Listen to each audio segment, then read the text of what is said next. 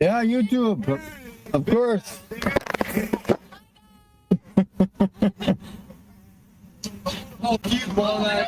Yeah, exactly. That's a good one.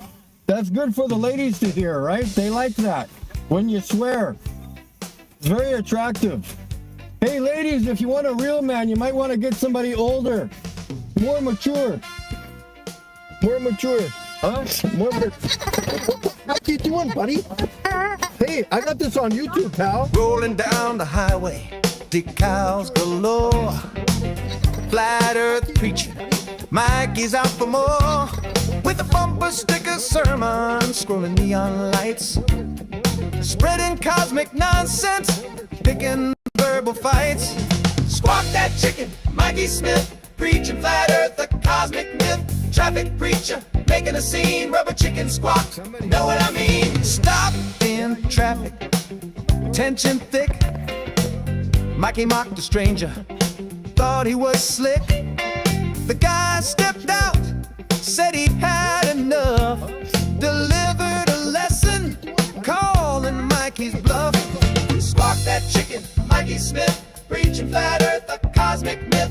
Traffic preacher, making a scene. Rubber chicken squawk, know what I mean? A punch flew swift, Mikey took the hit. Rubber chicken hunked, he lost his wit. You're going to jail, Mikey loudly cried. But the crowd just laughed, shook their heads and sighed.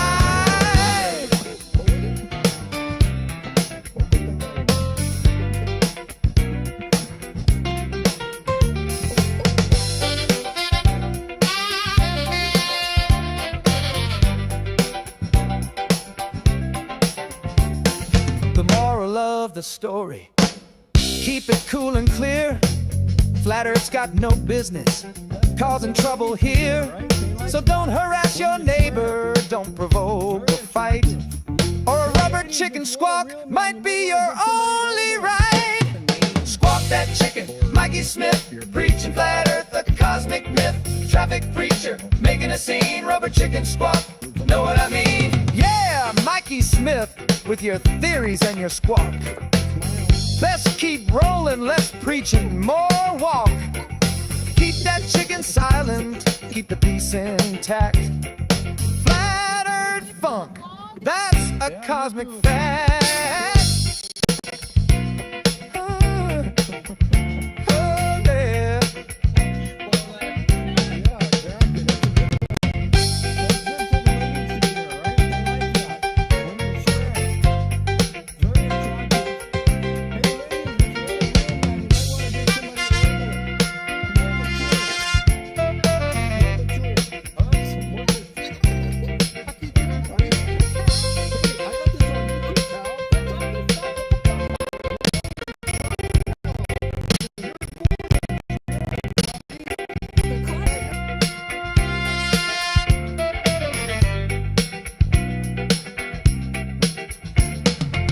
Yeah, now that all the sheep are out, let's go drive around and see how many people yell at me. Welcome everybody to Tuesday night on a Monday. I am your host MCToon. I was going to do a live stream earlier on the SpaceX Starship launch number 13, but it got moved to Thursday, so I'll do that Thursday if my schedule allows. Anyway, this is the basically the after show from the hanging out with Mikey Smith in person in Saskatoon, Saskatchewan on Saturday night.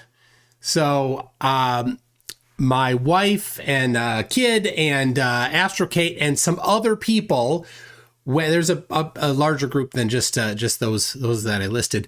We spent the week in Regina last week, and we also we toured everything. We did all the touristy things. It was very nice. It was particularly hot. I thought it was all, I thought at the border we're going to have to like transfer our stuff onto, sled dogs, but I guess not. Anyway, so we went to Moose Jaw. We went to a bunch of places in Regina. And then on Saturday, we drove all the way up about 2.5 hours to Saskatoon and kind of kind of surprised Mikey. He did not know. I didn't do a live stream that week. I did not post a lot on Facebook because I know he's on Facebook. I didn't want him to know. And I was concerned that he might change his plans. Now, once I talked to him, he said he wouldn't have, but I don't know. I just didn't want to risk it. So the plan was, because he said he was going to go to the observatory at Saskatoon University, was that he was going to go there, harass people there, and then after that was going to go downtown. So the observatory had a public viewing night. They do it they do it the first and third Saturday of the month. And maybe just summer, maybe it's year round. I'm not sure. But they do that, and it starts at 9:15. So I'm looking at the clock. I'm like, well, we want to be there before 9:15, and I wanted to go look at the telescope and everything, and I just wanted to observe Mikey from afar doing what Mikey does. And so, and then to go after he left, then look in the telescope, and then when he went downtown, go surprise him downtown. So that was plan A, and plan A happened. So there was a just outside the observatory, a group of like bushes, some bushes right there. And basically as he drove up, I went to the other side. Caitlin did as well. And we also had Holy Hand Grenade. I don't know if he's in the chat or not, but he was there. And then even his Holy Hand Grenade's brother and some kids came. And anyway, so Mikey stood on the other side of the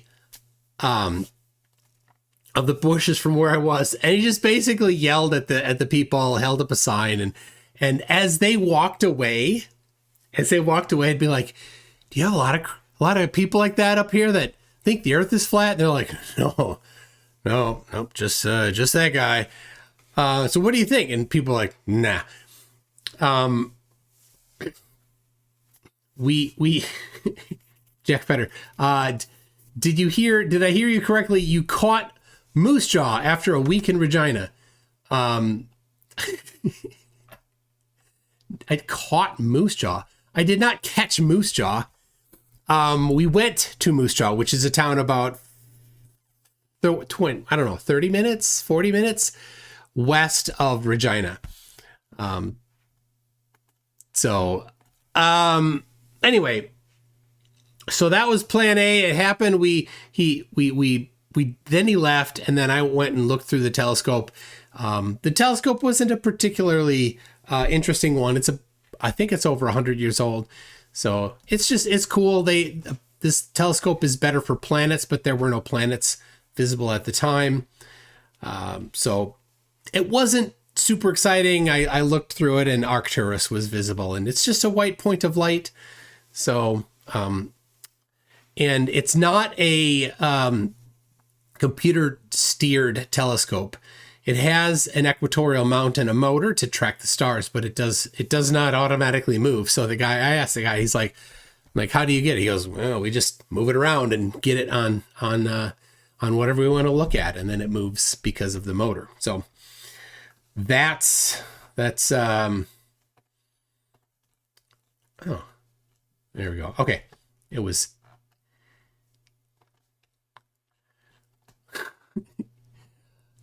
hold on. There's an innuendo.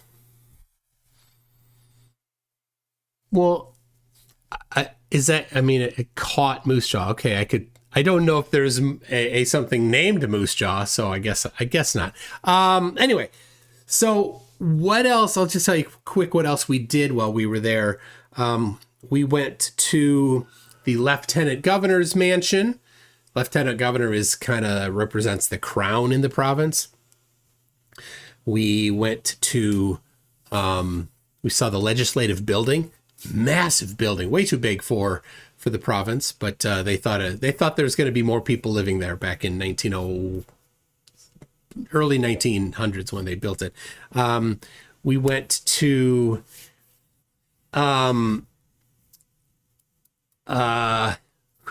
basil problem. You always there. why am I spacing on it? We went to the Fine Art Museum. We went to the Science Museum in Regina.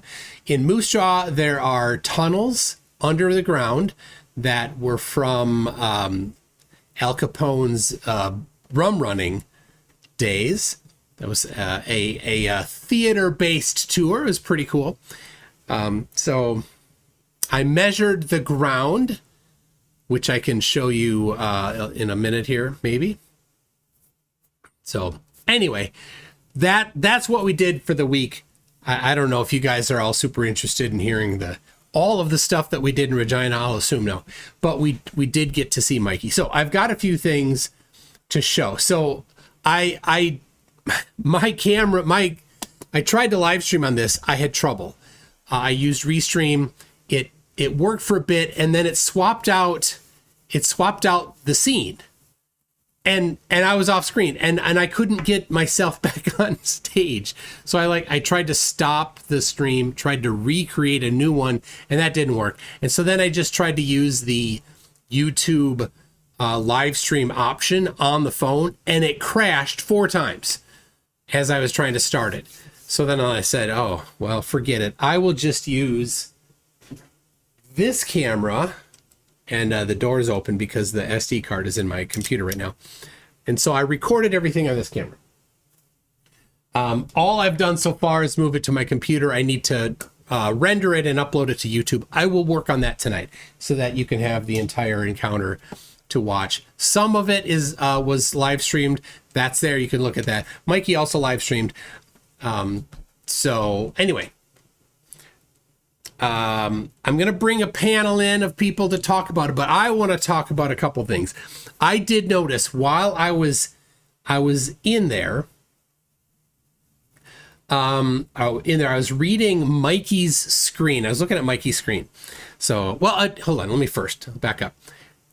When we walked up to him, he was very happy to see us. At least that's what he said. Somebody mentioned here that he wasn't. He said he was happy. He asked me for a hug. I gave him a hug. And we got along well. He was nice. We would talk to somebody, and then they would challenge him, and he couldn't respond, and he'd get frustrated and take his camera and walk away and go somewhere else. It was pretty funny. There was a ton of people there, and they were all coming up. They wanted to talk to him. And because I was in there with them a couple times, they're like, are you guys all flat earthers? I'm like, no. So it was pretty fun. But I did notice, and I'll pull it up here. I want to see if I can find the exact message. There it is. Okay, so I've got some screenshots that were given to me. Thank you to my snitches, as Max likes to call them. So snitches here. So Sea Lightning here is one of his mods. He's around a lot. He's as useful as a soup sandwich. He says MCToon. He then called me the devil, apparently. And interesting. There we go. He says, I will block you, the devil. Now, I was standing on the street next to Mikey. I don't know how he's going to block me there. And then Tarot had some lovely words to say. Now, Tarot is less useful than a soup sandwich. Tarot is, in fact, unuseful to Mikey because Tarot blocks people who would pay Mikey super chats. But Tarot blocks them, so they can't even send his super chats. So I told Mikey as such, but so we'll see. Let's see here. Sea Lightning says Mikey will never be bought out by the devil. I was just we had a nice conversation, and I was nice to him. Caitlin, Astro Kate was there as well. She was very nice. She brought gifts. I did not because I'm heartless. She is not. My wife and daughter were on the trip with us, but they did not want to be on Mikey's live stream, so we're not in the immediate vicinity. They were just around the block. Actually, they were in the car around the block. They drove around a little bit too, but anyway, so Tara thinks I twerk at the clubs. I appreciate the vote of confidence in my ability to twerk. So let's see here. We got Sea Lightning. Now you know the devil himself. Sea Lightning says, Toon will give the drunk money to hit him. Get out of there. Mikey did not get hit. Sea Lightning again called me the devil. Now, what's interesting is none of these people have ever showed up to Mikey's town and in person and supported what he did. I did. Now we get a little bit of this here. You see this Kenloy. This is who I saw. I saw Kenloy on Mikey's phone when he was interacting with his audience and looking at some of his messages. And I saw Kenloy say that right there. And do you know what happened? I did not leave. Kenloy apparently has a false religion. Who would have thought? So there at the bottom also says, make these demons be gone. Apparently, had no effect on me at all. I felt nothing. I did not know that he said that. Let's see here. We got some more here. Let's see. Kenloy is oraying for him that you MCToon, you Freemason gang stalker. I'm not a Freemason. They like to accuse me of that. Never been one. Be gone. I have the Father's ear. Well, the Father's ear, whoever's ear it was that you have there in your house. That's creepy. But whoever's ear, no, it didn't do anything. So here we go. On the mighty name of Jesus Christ and our Father in heaven, Yahuwah and Yahusha, make this demon leave, protect Mikey. So Mikey was protected by me. In fact, I told the other people there who were maybe, anti-Mikey, I'm like, hey, we disagree, but he's my friend. You be nice to him, please. Told them that. But I did not leave again. He's got somebody's ear, but not anybody with power apparently. So, anyway, then Sea Lightning says, went to your car, check for a tracking device, driver's rear. I don't need a tracking device. I know his address, and I'm not going to say it to anybody. I'm not, right? I know where he lives. I could have driven to his house. It was too far to drive to his house. I wasn't about to do that anyway. But that's what's interesting. Look at this right here. What a turd. What a turd. Right? Obviously, Kenloy has a fake religion. So there's that. All right, let me get a couple more here of some interesting things. I took a bunch of pictures. My kid sent me some pictures. So this was what my kid sent. So when we were at the observatory, my wife and kid, they were going to maybe go to a movie. And so they went over to the movie theater, which we knew was in the same parking lot as where Mikey was. And he would not know them. And I was not. They were going to go maybe see a movie. Right. So, and I'm like, well, you go there. And so my daughter's like getting pictures and sent me that one. And then this one and this one. And you can see there he is. He's in front of Tim Hortons. He had to go to Tim Hortons, get his Timmies. But look at this. I did not actually take a bunch of pictures of his car. Maybe Holy Hand Grenade did. So let's see here. All right, then he shows up at the observatory. Well, at the university, there's a bunch of road construction, and the place that you'd normally drive in was blocked off, and next to it was a one-way exit for buses only. And so what does Mikey do? He drives into the one-way exit for buses only, and this is where we found him. Now you may see that car behind him. Let's see if we can get a better picture with the, there it is, with the car. He got pulled over by the cop. So we were watching on his live stream, and they're like, he got pulled over. He's on the ground. So we ran over there, and I got as close as I could. I was in a tree.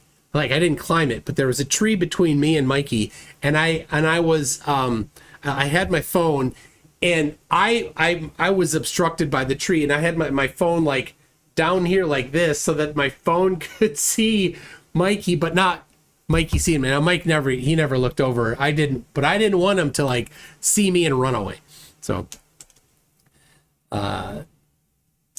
anyway, so there is the Flatmobile with the police officer behind him. And let's see, I got some video. This one is 28 seconds.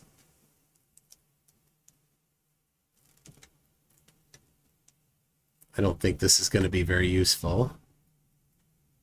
Yeah, it's this next one, this one, that I think is useful.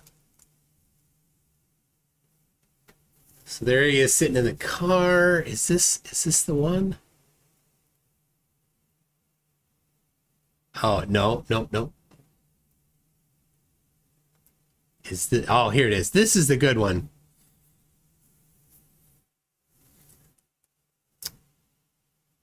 There he is, getting a ticket. He said that it wasn't a ticket. He just has to go to court. I don't know what that means, but how true that is. But the cop just sent him a piece of paper there. Gave him a piece of paper. Yeah, so there's his car. He's got the magnets on it. He's got the thing up on top. Pretty good. I think the cops were not impressed. He did not make any friends with the cops.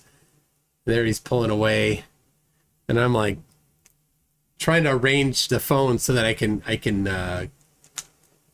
cover him as he's driving away and he doesn't see me. Now, if he had gone straight here, he would have come to the observatory. And so I'm watching. I'm like, did he get told that he had to leave? Because rather than go straight, which would be kind of a right out of this little area here, he goes left. He's leaving. So then he drove around for about half an hour trying to find his way back in the right way. So there you go, Mikey, you silly kid. All right, what else? There you go.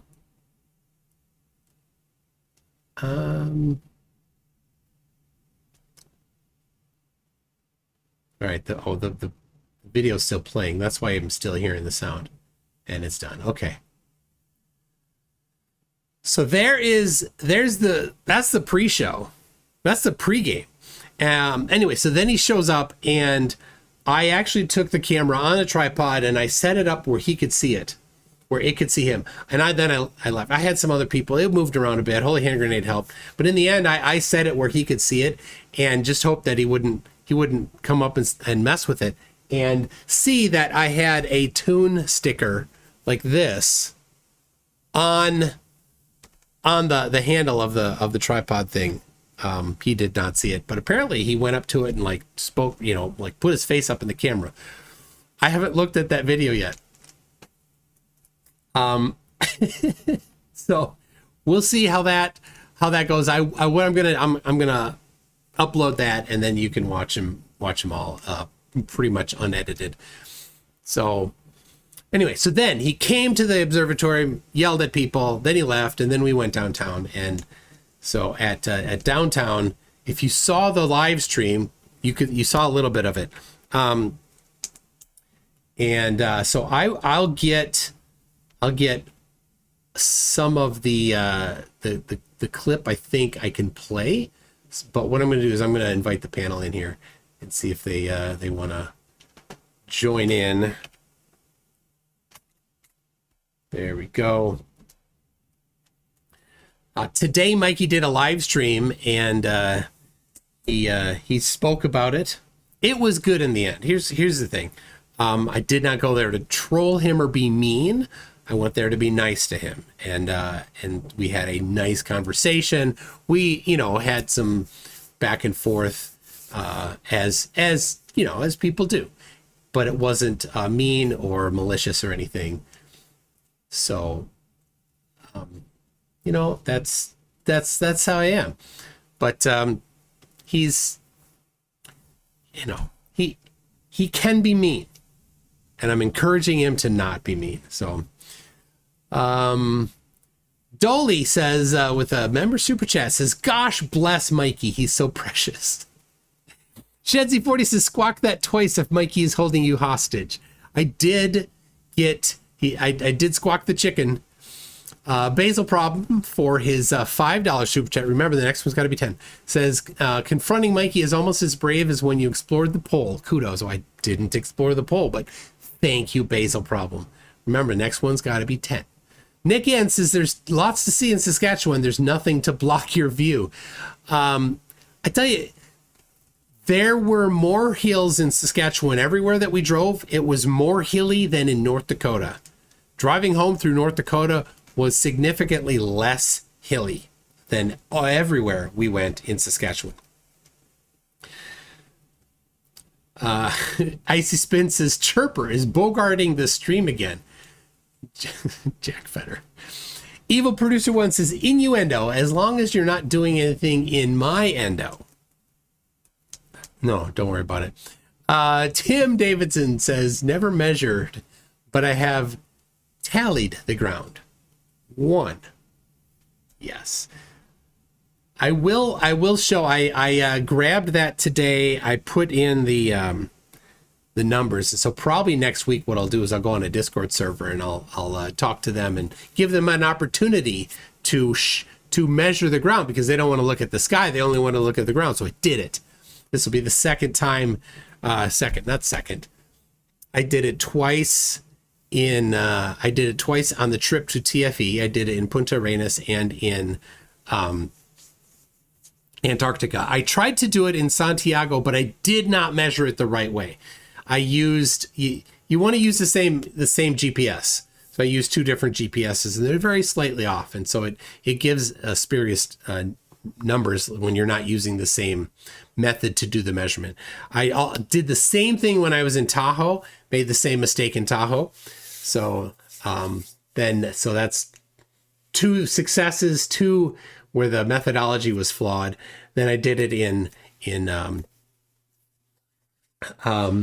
Pensacola Beach, and I've done it in between Moose Jaw and Belle Plaine, which is halfway between Regina and Moose Jaw. The road there is absolutely straight east-west.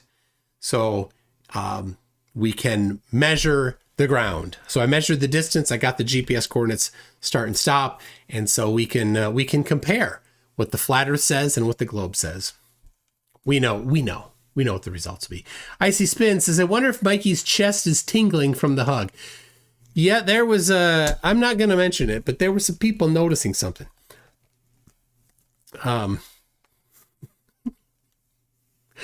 Holy Hand Grenade got pictures of it. I'm not going to mention it though. Jack Vetter says, Icy Toon, your presence last night helped Mikey raise at least a month's supply of ramen via Super Chats. Well, there we go. I did not, so I was hoping to do a live stream and I couldn't, and I'm like, well, I'm expecting that a whole bunch of people maybe will go watch his live stream instead, and maybe he'll have the biggest numbers ever. And in fact, I think he did. He mentioned he was over 60 viewers, and his highest prior was maybe 50. So there you go. There's a little something. Inquisitive Infidel says, "Sad when they tie their religion to flat earth so tight." Yes, as that Ken Loy has. Yeah, just to think that if you think that the earth is a globe, that you are somehow on the other side of their religion, I mean, that's a severe mental illness, right? You don't need to go to the Bible to see what shape a basketball is. You don't ask the Bible for that. You just go measure it, right?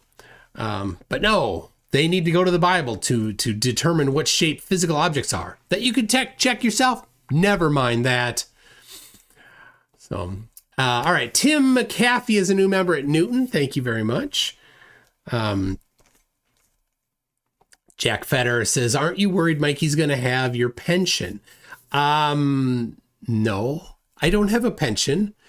Pensions are not super common anymore in the U.S. In the place I work, I have a 401k.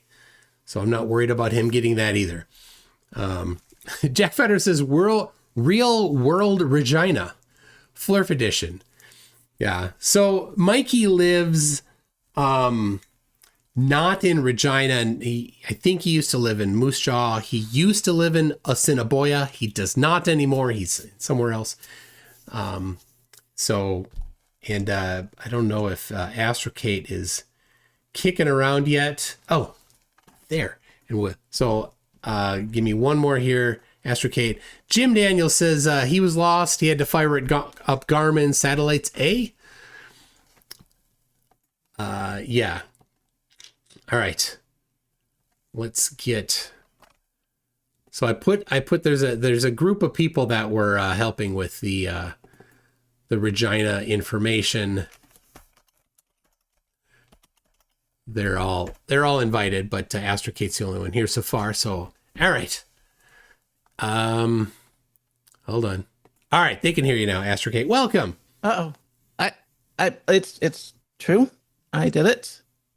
I saw Regina and I squawked Mikey Smith's chicken. Yep.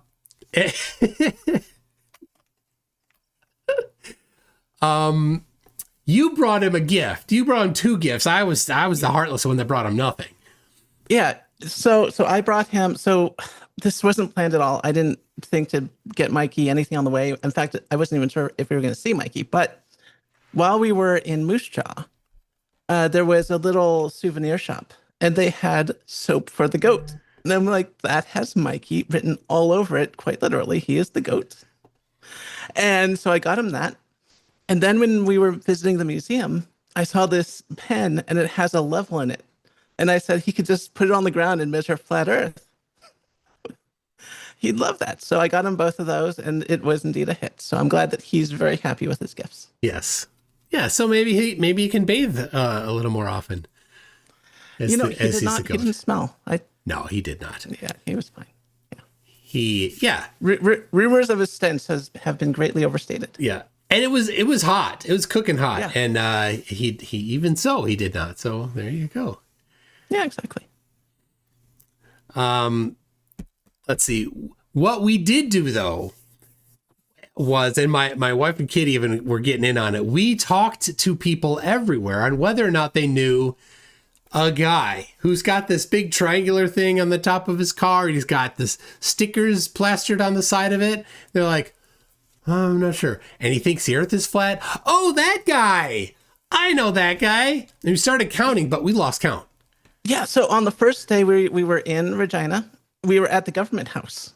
And they were wondering, like, what the hell are a bunch of Yankees doing in the government house? Like, we never get people from the U.S. here.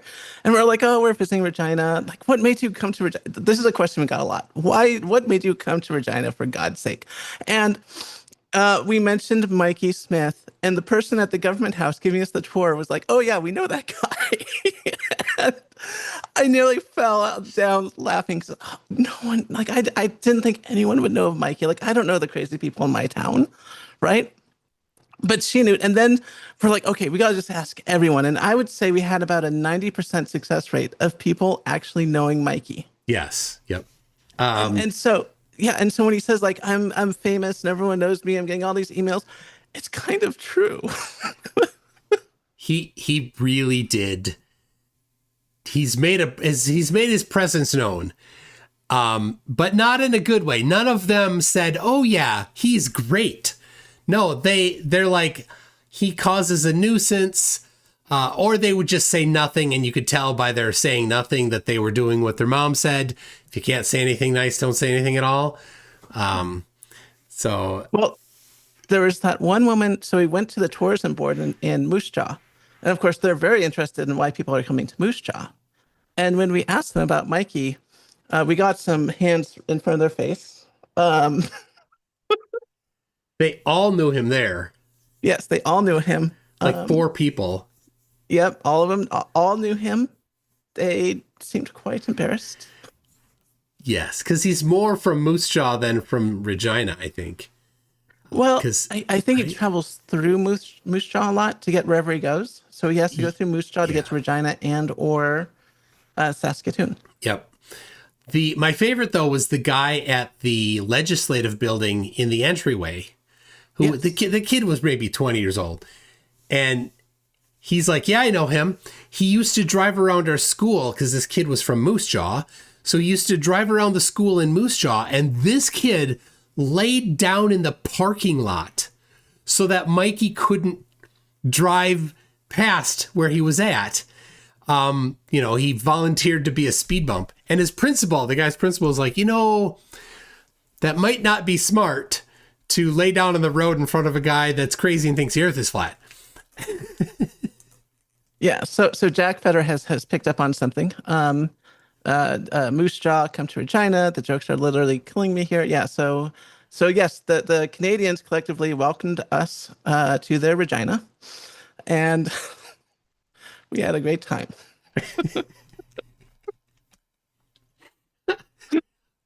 Yeah. The names, yep. So, all right, we did. There's a castle too. Yes, there was a castle in Regina, built in the early 20th century. Why is there? And it's like sort of this mix between Northern Europe and like Germanic sort of architectures. Like it just was meant to look like a castle. It eventually was like a funeral home, and then some landlord who apparently has more money than sense bought it, and like imported all these old furniture pieces from Europe, from like the 15th century, 16th century, and filled it all up. And he loves beeswax, so he makes actual beeswax candles, and he never cleans up the wax, so it looks like it's a complete mess in there, like it's antique, but none of it's really real. And it's honestly fantastic. I love that place. I felt like I was walking through Skyrim. Even though, so it was built in the early 1920s or mid 1920s, so it's not that old. They had electricity, they had windows, they had everything, but it felt seriously like significantly older, centuries older. It was so dark in there. I can't imagine, even in the 20s, like they had electricity and there were lights, but they were not that bright.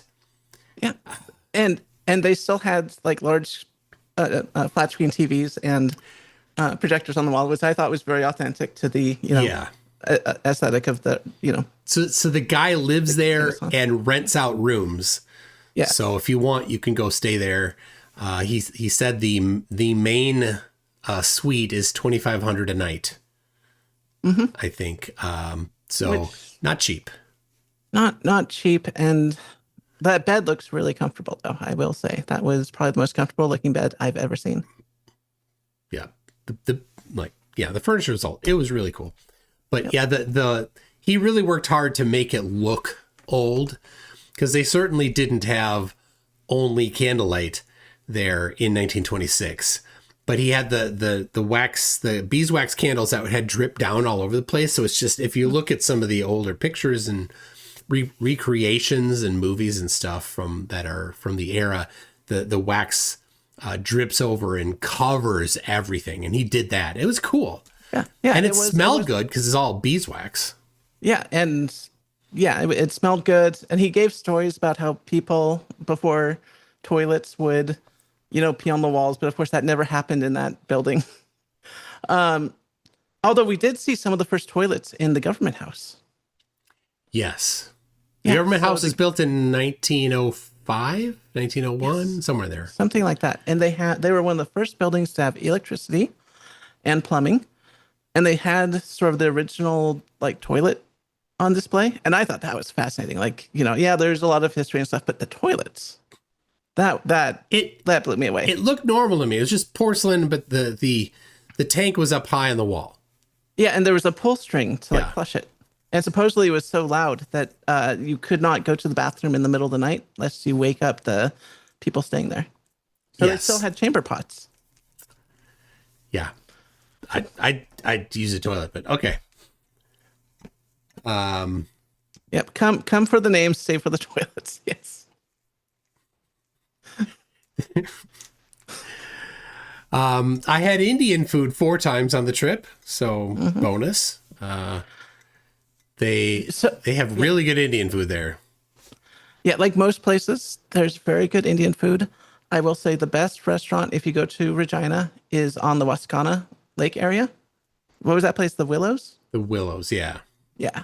That, I think, is the best place to get food, although it is outdoors, so don't go there in the winter. Well, no, they had an indoor area. Yeah, but the nice thing is the view. So Yes. Yeah, it was a good view. We could see the government, the legislative building across the lake. It was pretty cool. Yep. I don't know. well, we okay. So I have something to share. So when flying out, let's see, browser sharing, no, window sharing. Here we go. Nope, browser sharing. Nope. Let me. I will just share straight from here. Yes, allow. Will this work? Do you see this? Yes. Yeah, so that is the view from the air. So if you're wondering why someone might think that the Earth is flat while living in Saskatchewan, now you know. It's very flat. Now, Mike, as you said, it's not as flat as some other places. There are a few hills, but they're not major. It's pretty much farmland and a lot of canola. Yeah, those yellow. Mm-hmm. Oh, the driving, the yellow is very dramatic. It's extremely dramatic. There's a lot of canola being grown in the area. That's one of their main exports. It's one of in fact, most of the canola in the world is produced right there in Saskatchewan. They also have salt mines because at one point the whole area was underwater. Sorry, Kent Hovind. Sorry, Kent. The other thing that they have that's interesting are uranium mines. So if you have a nuclear reactor, that uranium probably came from Saskatchewan. Yeah, so all you people, when you go down to the toilet store and you buy yourself a little bit of uranium, is probably mined there. Yeah. It's the 21st century. We can go to the corner store, get ourselves some plutonium anywhere we want, as predicted in Back to the Future. But no. So what's interesting though is that once uranium is used up in fission reactions, one of the byproducts is uranium becomes plutonium. And plutonium is what's used on deep space spacecraft for essentially power. So if you're wondering where we get the power to run things like the Voyager spacecraft or anything that goes beyond Jupiter, it is Mikey's homeland. They to do that they use the plutonium as a heat source because it's radioactive and it heats the side of a piezoelectric. Basically, it's a sandwich of two metals, and then one side is exposed to the cold of space, so that temperature change actually creates electricity. Yep, a thermoelectric generator is exactly what it is. Yeah, and you can make one at home. You can get you can get one of those. So normally they're actually used for heating because everything in electronics works both ways. So you can apply electricity, make one side hot, make one side cold. But if you do the opposite, you just apply heat to the cold side, then take away heat from the hot side, you can actually generate electricity. So, yeah, it's what they use in Peltier junctions. That's what's called Peltier junction. Yes, Peltier generators. Peltier coolers. To cool CPUs if you really need to get them cool. Yeah, then you have to worry about frost. Yeah, the problem with Peltier coolers is that they use a ton of power. More so than a compressor. So if you want to compress, if you want to cool things down in an efficient manner, you have to do what your refrigerator does, which is use this giant compressor and evaporator, and that will cool things down, and it's very efficient. But it's huge and it's bulky and it can be loud. So the alternative is to use these Peltier coolers, but they can use like 60, 70 watts. And then they also generate more heat on the other side that you have to, get rid of. They're But not if you're very serious, efficient either. Yeah. Yeah. Oh my goodness, just Rick. Rick? Yeah, hold on. Let's see here. Hold on. Just Rick says, thought Mikey was a little fella, taller than you. No, it's just perspective. See, I was farther away than Mikey was at the picture. So actually I'm like 7 inches taller than him. No. Yeah, he's not like a little tiny guy.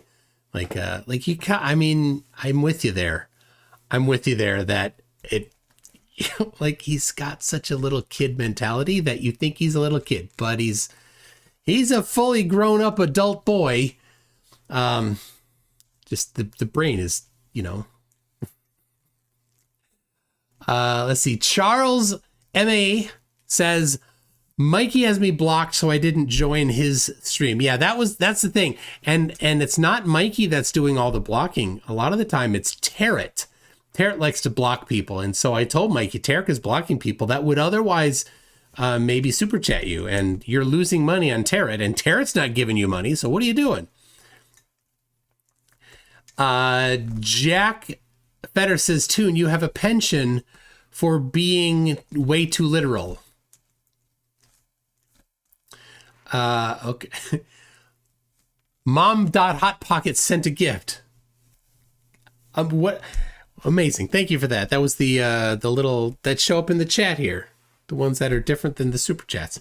I'm sure it'll show up in the, it may show up in the list here that I'm not capturing them. I am too literal. I'm sorry. So Tim Davidson says, you're saying Swactua.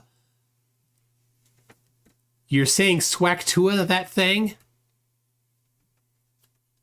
I don't know, Tim. What are you talking about? I'm sure he'll explain it to me in a second here. Jack Vetter says, Moose Jaw, come to Regina. The jokes are literally killing me over here. Of course, maybe I'm just 12. Yes. Yes, you are. It's okay. Tim McAfee says, so is Mikey a grifter or a true believer? He is 100% a true believer. Absolutely. No question about it. Unfortunately. He just...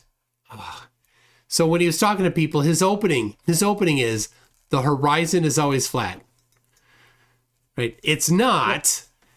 Even in Regina, it's not. There's trees. Well, no, Saskatchewan is one of the flattest places I've ever seen. So that's a good starting point if you're in Regina. It does not work if you are in, I don't know, the Appalachians. Yeah. So Tim Davidson says, it's not, oh, that guy. It's, oh, that guy. Yes. Yeah. At the end of the tour of the legislative building, there's a security guard. This wasn't just a kid. This was a security guard standing at the exit, which is just another entrance, right? But that's the end of the tour. And he's standing there in his police gear. And there's a lady that's just like the check-in lady. And she had her hand in her face in her hands. She's like this and wouldn't say anything. She was just too nice. And we asked the guy, like, oh, you know, Mike, he's like, yep, I know him. Like, he was all business. I'm like, have you heard him talk about his lawsuit with the CSA? Yep. He always wants to come see the premiere. I'm like, you gotta make an appointment like everybody else. So the premiere is their equivalent of governor, if you're in the U.S. Yeah, so Mikey apparently just shows up and demands that the premier just let him in right now. I got to go talk to him about my lawsuit. Rob Hoyle 1 says, Moose Jaw is a symptom of eating too much Regina restaurant food.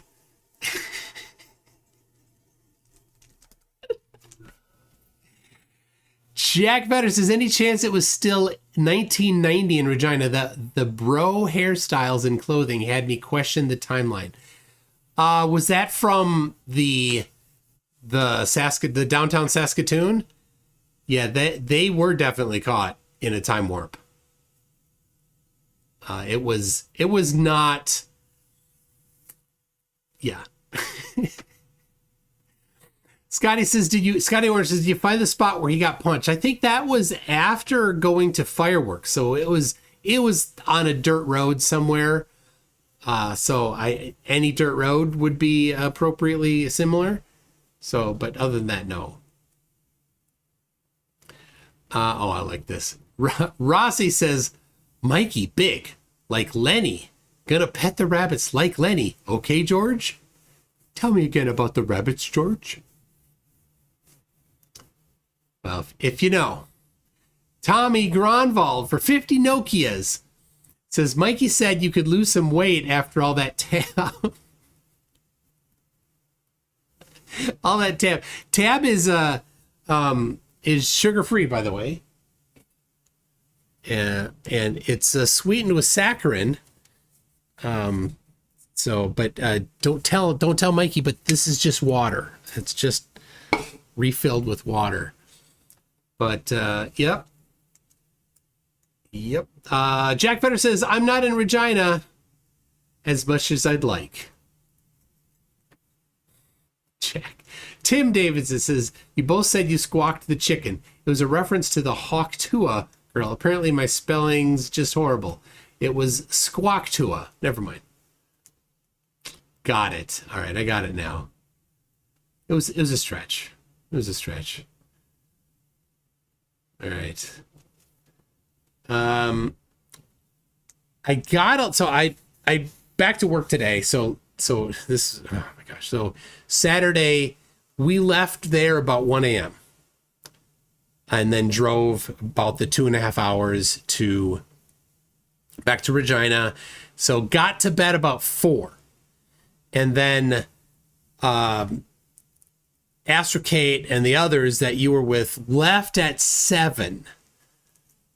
So we wanted to say bye to everybody. So we went to bed at 4, got up at just before 7, went down, said bye to everybody. And we're like, should we leave now? And we walked back to the room and we all said, nah.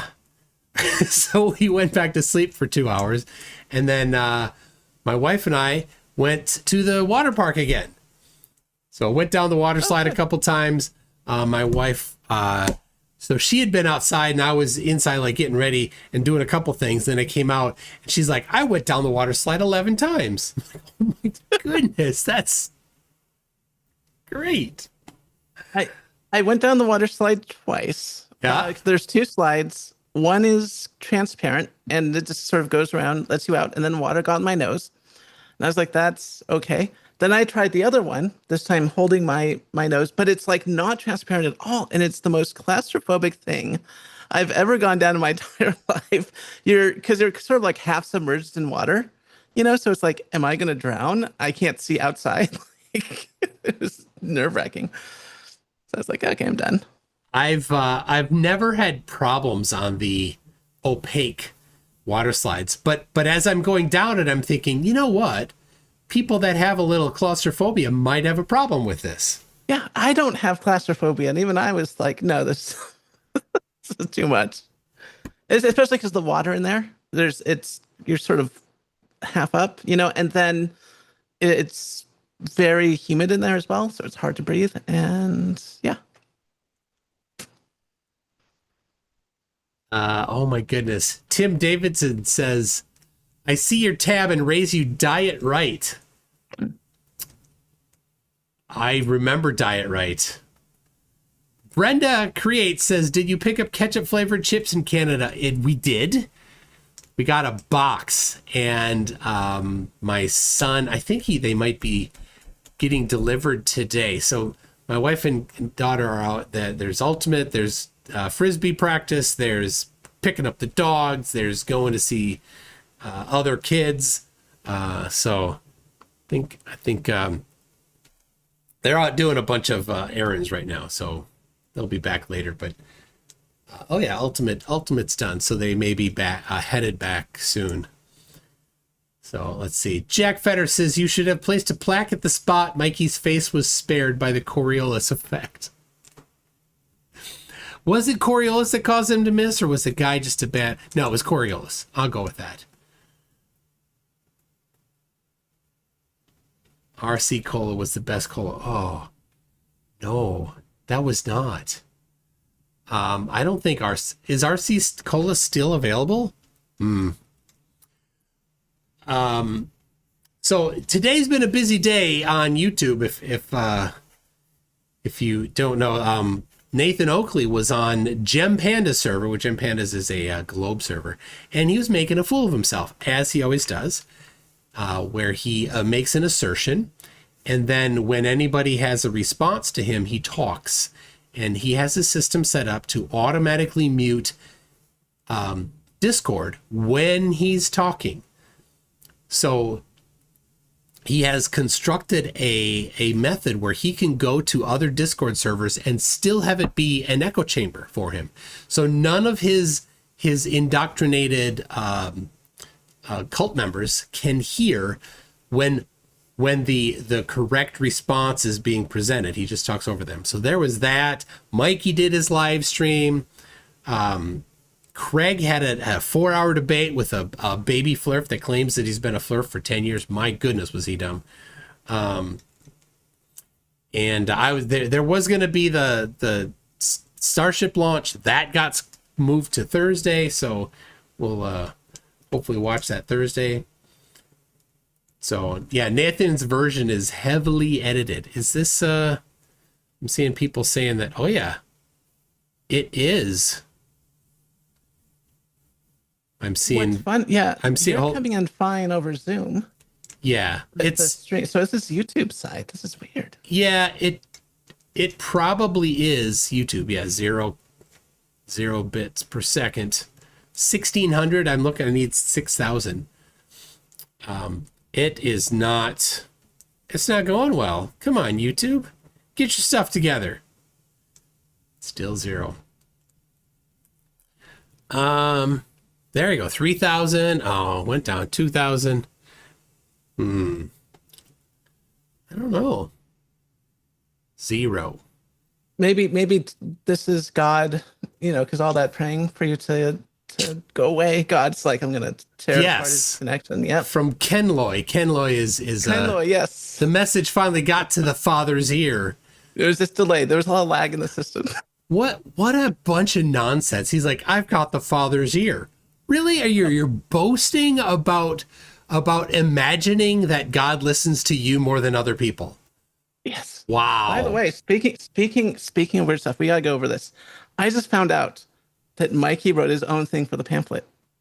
Oh, I didn't even open it up he yet. Did? I haven't looked at that either. Yeah, so, I didn't even. So the pamphlet is from. Okay, we're back at full 6,000 kilobit. The pamphlet is from Nathan Thompson, and then he adds his own stuff. Yes, and we can read it together on stream. All right. And it's of course all center formatted. Center justified. Love it. Like Love a nice it. poem. And the poem is titled "Prove Me Wrong" by Mikey Smith. Okay. Water does not curve when at rest. No real, it's capitalized, no capitalized real. No real pictures of Earth from space. Only CGI computer graphic image. Space is supposed to be a vacuum. Vacuums need a solid barrier. Oh my gosh. Space is fake. We are told Earth spins at 1,000 mufaf. Do you feel that? And you is written with a letter U, like a teenager texting. He is a teenager. Yeah, yes. 66,000 muffs around the sun. Haha. Nope. This is literally a poem. Can you take a picture of that and send it to me right now before we move on? Oh yes. Yeah. Do you want it? Let's see. How are we gonna do this? 1 second. Just take it with your phone and then text it. I can actually do something better. Okay. But you're gonna have to entertain for about 1 minute. Oh, I bet you have a scanner. I do have a scanner. Of course you have a scanner. I have a scanner that automatically goes onto my NAS and I can pull it up in like a minute, but I do have to get up and do that. So There we go. All right. I am Perfect. going to go into here and do, there we go. Let me, there we go. You can see the full screen there of the technical difficulties. Okay. So, yeah, that's going to be a song. I'll just make that a song.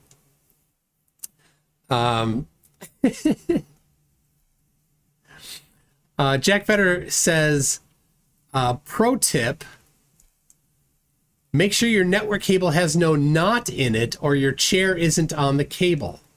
That's a good idea. Tim Davidson says, if you like South Park, YouTube Cannibal the Musical is their college project movie.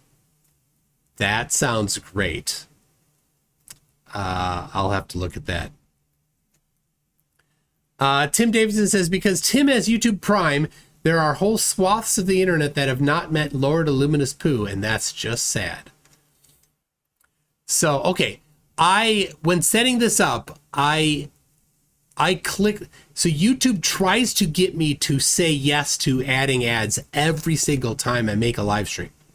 And this time I clicked it on accident and went through. So if you are seeing ads, it's my mistake. I did not intend to do this. So feel free to I'm always curious to get feedback on how that looks, because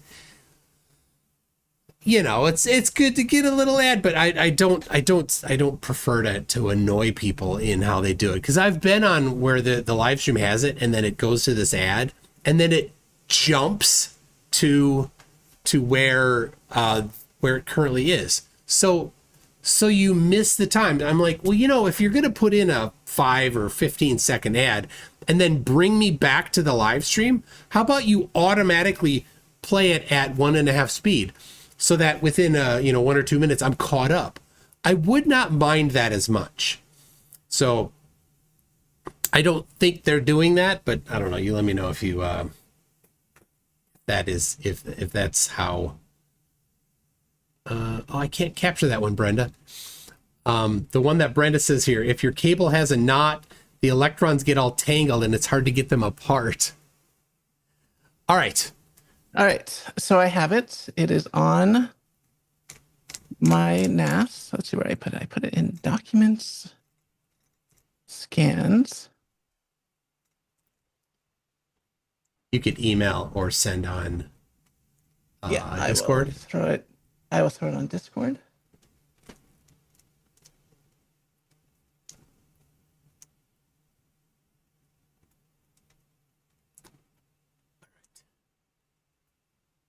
There we go.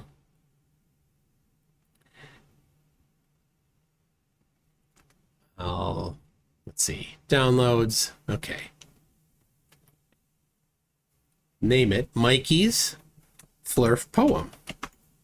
Yeah. Okay. And then I can put it on screen so we can all see it. Let me double check that it's no Easter eggs.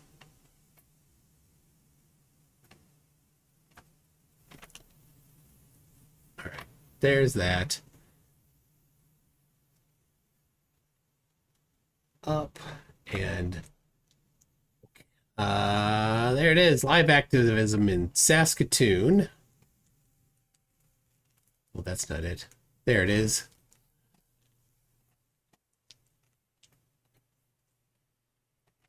All right, here it is. It's on screen for everybody to see. So, space is fake. We are told Earth spins 1,000 miles per hour, but do you feel that? It's so crazy. You would not feel that. You don't feel speed. They're so dumb. 66,000 miles per hour around the sun. Haha, nope. That's not evidence. Oh my gosh. Planes fly level with the horizon. No curve. No, they don't. They fly nose up to the horizon. So no, it's not planes fly level to the horizon, no curve. It's planes fly level with the horizon, comma, no curve. He's And it's not a space comma. It's a no space comma. There's no space. comma, no after the comma. space. Yeah. The moon is self-luminous and is transparent. 2 spaces. You see the sky through the moon. You see the sky in front of the moon. What space ever you see on TV or in your books is all fake. It all 2 spaces cartoon.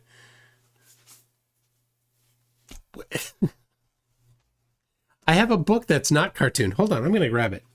Hold on. You talk while I get this book.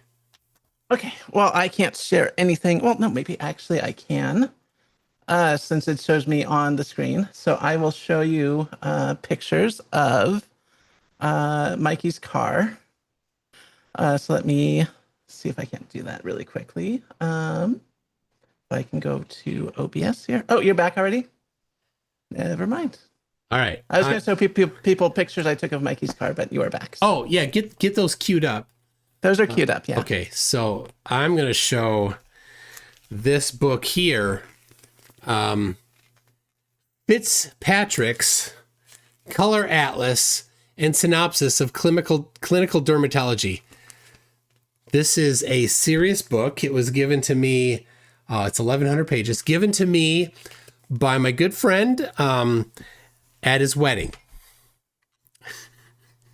So for being in the wedding, he gave me this book. And I don't have the camera set up right here, or I would let you see it. So some other day, we're gonna have to go through this. But it is a lot of disturbing stuff. And let's see here. Ooh, nope, not that. Oh yeah, here we go. I'm guessing we could see Mikey's toe in here. There's fingers. What is that called? Acrodermitis continua. So I don't think these are cartoons. Whew. We got lamellar ichthyosis shoulder. Look at that. Oof.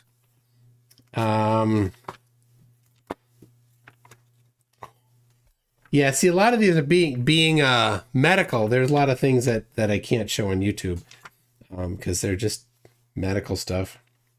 Well, I can search something on YouTube that is definitely not All right. not a thing. Let me Point being, this isn't cartoons, Mikey. It's in a book. Okay, go ahead. They can see here. You can share your screen. That's not cartoon. That is not a cartoon. So this is, I can only hit a few geostationary satellites, and you can see California in the picture. And so I have a ground station in my balcony. I live in an apartment, and my balcony is full of dishes and rotators. And once in a while, I will go intercept signals and decode them. And so this is from GOES. I think this was from a while ago. This is GOES 17 of the Earth, middle of the day, and it is about as real color as you can get it. So normally, if you go onto their website, you'll download images and we'll have like lines over things, and because it's for scientists, right? But if you get the raw data from the satellite, you can actually just get the raw data from the filters and combine a red filter, green filter, and blue filter together, and get a nice image of the Earth. And it's also it sends it out every about 15 minutes, so you can turn it into a movie, and people have done that. So that's pretty cool, I guess. Yeah. And in fact, what's really cool, I don't know if you can see this, but the camera is set up so that you see at the top here, there's a little bit of a gap. Yeah. But if you go to the sides here, which I apparently cannot do, because Apple has not deemed me worthy enough to have sliders left and right. Why not? Oh, there it is. Okay, so move this to the right. You'll see this goes all the way to the edge. Oh, yeah. On the right. And so that's how you can tell Earth is an oblate spheroid, because this is a square image, but there's a little few pixels at the top that are, and I can't see there it is. There's a few pixels at the top that are missing. So when they say Earth is an oblate sphere, that's the difference. My it's very goodness. minor. Yeah. All right, you need to send me a couple of those, and I'll get those. If you need a live stream, I can set one up for you of the Earth in real time. I mean, it's not a big deal. I mean, it's just funny. Mikey thinks that it's that this is all CGI. It's nuts. And I've sent you pictures. I can't show them publicly because I work on spacecraft, and I put cameras on spacecraft, but they're for engineering purposes only. So one, they're heavily edited, even when I send it to you. So like everything is blacked out, like you can't see anything. Spacecraft wise, so it's been edited. Yeah, but the top secret stuff has to be. Yeah, so I had to remove all the top secret stuff, and I don't know. I'd have to get permission to show it to the public, but yeah, you can. I've put cameras in space and taken pictures, so it looks just like this. Yep. All right, let's get back to Mikey's poem. Okay. We kind of got off. There is 100% no space firmament above. The stars, comma no space, moon, comma no space, sun are all local. Easy to prove wrong. The angles to them don't work. Horizon is horizontal, not curve vision. Well, I show curved horizon all the time. And he did bring that up. I said at 46,000 feet, you can see the curved horizon. He says, no, they don't even have it at 120,000 feet. No flat earther has ever produced a 120,000 foot high video with a non-GoPro lens.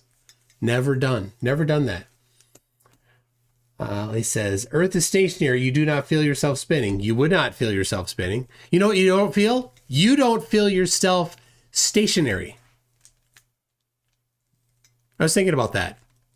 Just like you don't feel yourself moving in a constant velocity, you also don't feel yourself being stationary.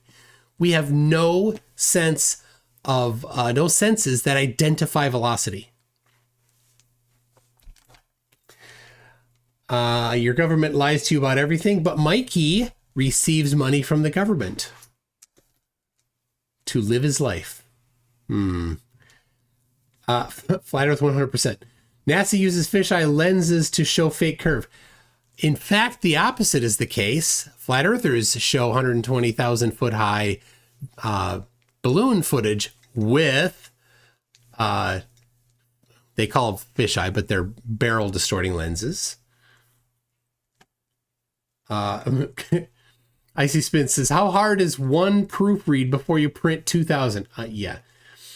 When they build Highway S and railroads, they do not add in the curve. Well, no, they don't add in the curve, but they do in fact use the curve when they do surveying. So they have to, when you're laying out railroad tracks, they have to have exact distances. So I'm pretty sure they do.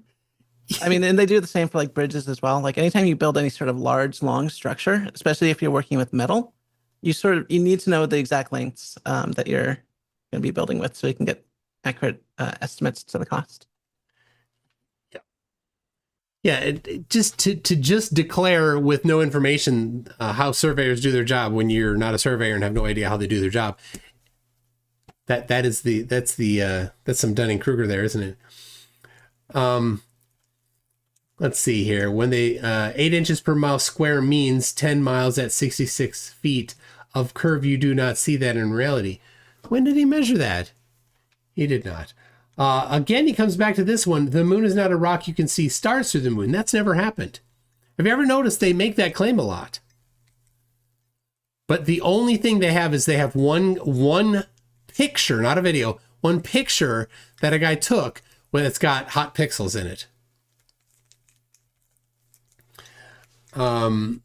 TV, cell phone, satellite TV is all ground-based towers. 99% of all communication is done by underground sea cables.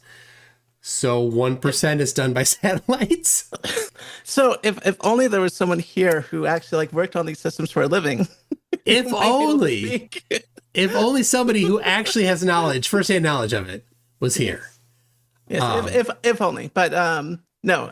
So you don't normally send internet traffic over satellite, and that's for good reason. The bandwidth is very limited. So when you throw up a satellite, you can't just use all the spectrum. You have to go to the FCC and the ITU and say, I'm going to use this and that. And so it becomes hotly contested. People want other people's frequencies. And because of that, your bandwidth is also very limited. So this is good for, the last stretch. If you're in an airplane, if your airplane has internet, that is going to a satellite. If you are in the remote location, you might be getting internet that way. But if you're trying to transfer a whole lot of information, you basically have infinite bandwidth through those undersea cables. Although I will say there are some traders. So in stock trading, you have to be as fast as possible. And they are looking at using satellite internet connections to do the full trip, because it is slightly faster than going through the undersea cables. The undersea cables, of course, are going through total internal reflection, and it's a bit slower than the speed of light.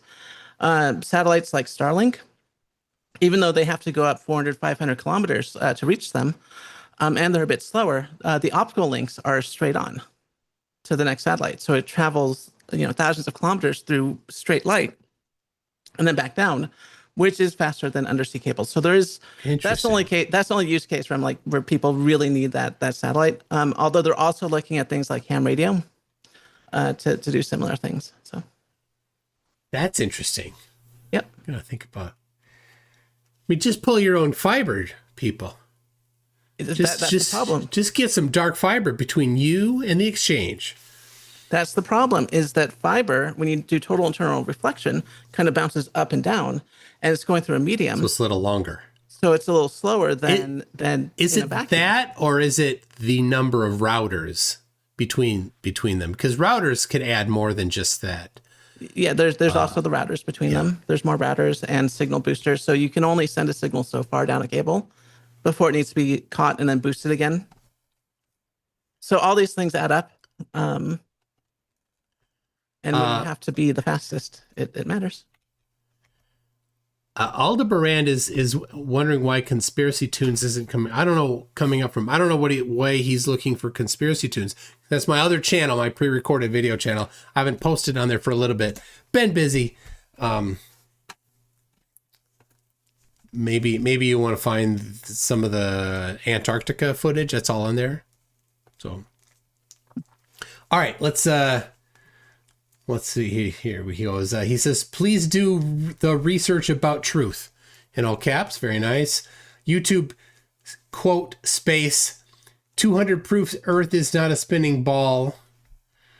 My YouTube name. There's no space in YouTube. Mikey Smith / horizontally opposed. You better remember that, people. That's his YouTube name. Go visit his channel. Go give him a like and subscribe. And if he hasn't banned you yet, give him a super chat. There you go. We use water as a leveling tool. 75% space, no space of Earth is level water. Of course, sea level means the sea is level. Yeah, and true. Level, when referring to the surface of the Earth, is a curve. It's been measured. And the fact that you can use a water leveling tool only tells you where level is for that one specific spot on the surface of the Earth. The question is, Flatties, 70 miles away, is the level at one spot and the level on the other spot coincident with each other? Are they the same level? You need to go measure that if you're going to make that claim. Just saying it doesn't mean it is 70 miles away. Flat earthers have no clue how to identify that type of a thing. Surveyors do, but not flat earthers. When there is an earthquake, the earth is moving. There's a apostrophe missing. What's it doing the rest of the time? Comma, not question mark. Space, capital, motionless. Falling stars never go up from the horizon. Falling stars at all are impossible on flat Earth. So You should not even talk about it. You should just pretend they don't exist. How is the sun above your head at noon and the same for someone in Chile? It's not. That was easy. Helicopters should rise to 10,000 feet and watch the Earth rotate below if the Earth is spinning. Of course, that rejects the second law of motion. Compass, comma, no space, levels, gyroscopes, plumb bobs, prove flat Earth. None of those do. Mikey, just saying it doesn't. And also your punctuation died. Your punctuation absolutely died there. Space is only there, misspelled, in your imagination. You would not be able to prove the globe theory in court. Nope. Well, Mikey Smith went to court and was rejected. So if anything in court, the globe won. But court does not where the shape of the Earth is decided. But if it were to go to court, I don't think there would be much issue with the calling on some expert witnesses to determine the shape of the Earth. And yes, Mikey, facts don't care about feelings. How do you prove the Earth is spinning? You can't and won't. Well, the sunset, the counter-rotating poles, right? Now, I suppose you could say that the Earth is a globe and the universe is spinning around it, but that would violate some problems like it violates the laws of motion. Centrifugal acceleration of the sun would be significantly huge, and there's no centripetal acceleration. So there we go. Not that hard. It's just laws of physics. No capital. If Earth is spinning east at 1,000 miles per hour and you fly the direction at 400 miles per hour, how do you reach your destination?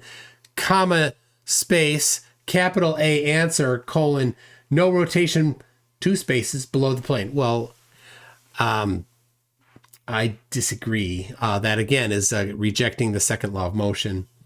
Airplanes mean it flies in the air over a plane.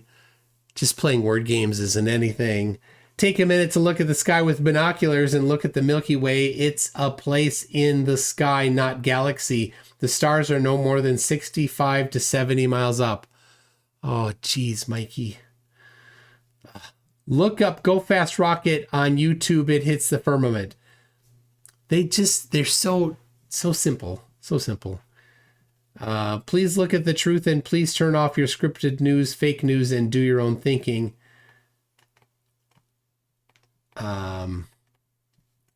Ask questions. No, it's ask questions. Yeah. You have to pronounce it when it's all capitals. And I do appreciate the crazy capitalization. Have you noticed this? For whatever reason, the crazier you are, the more likely you are to capitalize random words in your Yes. Yeah. Absolutely. And the email, area6538@gmail.com. I wonder where he got that name from. I don't know. I don't know what that is.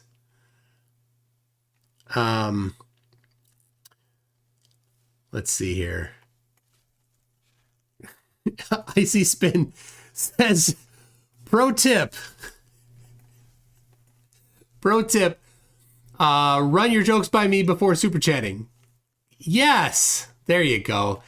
Inquisitive Infidel says, nice hat. Cannibal the musical reference. I will have to watch it. Icy Spin says, is there a chapter for hashtag Molegate? That was Rusted Saul's idea about the TFE trip. She thought that because I had a mole on the trip, which was actually a pimple, that she thought I had a mole on the trip, that I got it removed on the trip or something. But if you go back and look at my previous videos, it wasn't there. I don't know how that was a stretch of all stretches. Icy Spin says, how hard is one to proofread before you print 2000? Unfornicated says, hey, Undersea Cables, who do we know about that? And yes, Unfornicated knows a little bit about Undersea Cables. he works with them. So between Unfornicated and Caitlin, we've got 100% of the data of the internet covered. That's right. Well, except no, actually, we need someone who worked on like Wi-Fi systems in cities, but we'd never find anyone like that. But Nope, not me. I've never done that. I have no idea. Don't know a thing about that. Nope. Tim McAfee says, I am a GIS technologist. That'd be a geographic information technology. If the Earth was flat, why would we have NAD 27 and NAD 83? Exactly. Or NAVG 26. Is that what it is? And NAVD 83, 84, and WGS 84. What? Yeah, all of those things would all have to be an elaborate ruse, and if you ever used them, your surveying would fail. So somehow all the surveyors have to be in on it. They have to be told in their books, like this book here, all of this teaches how to do stuff using the globe. So this book would have to be part of the facade. Then they go through this, they get through the program, however they're studying it. That's the one that's used by the University of Alaska Anchorage in their surveying work. And then get done with all that. And then in a book that you can't get or doesn't exist, you'd have to then be told how to really do it. And none of this documentation has ever been presented. So it has to be kept secret somehow, amazingly. So imagine going to all that work, getting a degree in surveying, getting done with that, and you're going to go get your first job. And just before you get your first job, somebody pulls you aside and says, psst, now we're going to teach you the real stuff. No, if you use the techniques in here, and if the Earth were not a globe, you would get everything wrong. yeah, I mean that's the thing. If you go to any college textbook, and you can't see it in my background, but there's a bookshelf behind me full of textbooks, and about half of them explain how to do calculations on using a globe, how to compute things in space, how to do orbitals. Like, why would we teach orbital mechanics in college if there's no such thing as space? I mean, and certainly the professors would know that, right? Someone would figure that out. Somebody would have to. Your cat is Astrocat there was lonely, huh? Oh yeah, when I came back, so we were gone for a week. She heard me walk up to the door and started screaming bloody murder. And I opened the door and she started complaining for about an hour. Yeah. And then did not leave my lap for 2 hours after that. So Jack Fetter, I'm going to just look it on the screen here. Jack Fetter, you see that little blue thing? That's number 1 there. You see that little crown, number 1? Uh-huh. This is a response to IC Spin, who, let's see, IC Spin is right there. And if you'll see, let's see, where's he at? He's number 3, by the way, right about there, I think. So Jack Fetter says, they typically run stuff by ranked players only. You're number 3, that's second loser. Which is in response to this comment by IC Spin. They have a little spat here back and forth. So there it is. I'll put it up on screen for him. Cover up my face with it. There you go. Good positioning here. We Are All Golga Frinchian says it looks like Mikey was trying to write haiku, but it ended up as a low IQ. Oh, that's pretty good. That's good. Icy Spin says, I fully support this doc for converting flirts. Like nobody would, this is what's interesting. He hands this out, right? He hands this out thinking that people are going to read this and say, oh, wow, Earth flat. No, they're not. They're going to look at that and they're going to say, oh, just like we all thought, flat earthers aren't right in the head. No. He doesn't give out just that. He also gives out this, which is the. He didn't give one of those to me. I asked her. Only you. Yeah, no, only me. Well, he likes me now. There you go. And I like him, so that works out. Yes. So, but yeah, as you can see, there's a picture of Sirius. The line in the center, it shows clear astigmatism, and and there's also chromatic aberration. So. Yeah, the chromatic aberration is the spreading of the colors in opposite directions because different frequencies refract differently. And yep, and then so you see how this is a bar in the center? Yep. And there's 2 points sticking out above and below it. That's from astigmatism in the lenses. So it's chromatic aberration and astigmatism. And I normally don't see that. Most people who take pictures of stars use very calibrated equipment that have gone through rigorous testing to make sure those things don't show up in your picture. But yeah. Mikey knows better. He knows what he likes, and I appreciate that. I like a man who knows what he wants. Mikey, you've got a chance. Oh no, don't no. Not like that. Well, okay. So no chance then. Yeah, because I remember last time you said you like the guy that had a 10 meter telescope? Yeah, he did. Yeah, binoculars way too small for me. I might be willing to date someone who has access to that telescope over in the Saskatoon Observatory, but that was an old telescope. That was actually very impressive of a telescope. Yeah, it was old.